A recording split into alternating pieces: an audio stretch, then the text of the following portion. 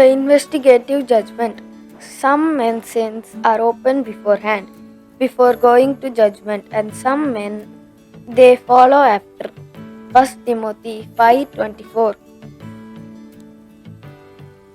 The work of the investigative judgment and the blotting out of sins is to be accomplished before the second advent of the Lord.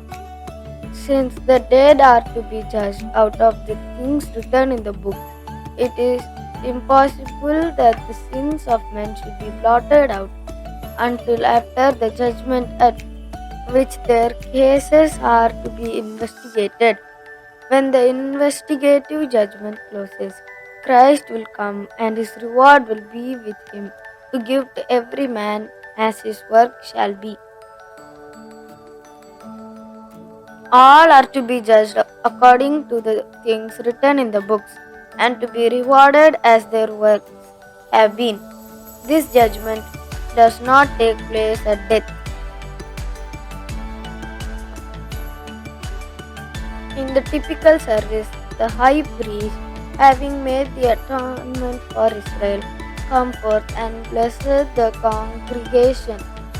So Christ, at the close of his work as mediator, will appear without sin unto salvation, to bless his waiting people with eternal life. As the priest, in removing the sins from the sanctuary, confessed them upon the head of the scapegoat, so Christ will place all these sins unto Satan, the originator and instigator of sin.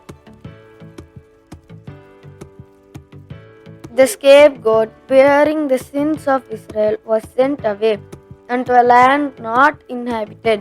So Satan, bearing the guilt of all the sins which he had caused God's people to commit, will be for 1,000 years confined to the earth, which will then be desolate without inhabitant, and he will at last suffer the full penalty of sin in the fires that shall destroy all the wicked. A few, yes, only a few, of the vast number who people the earth will be saved unto life eternal, while the masses who have not perfected their souls in obeying the truth will be appointed to the second death.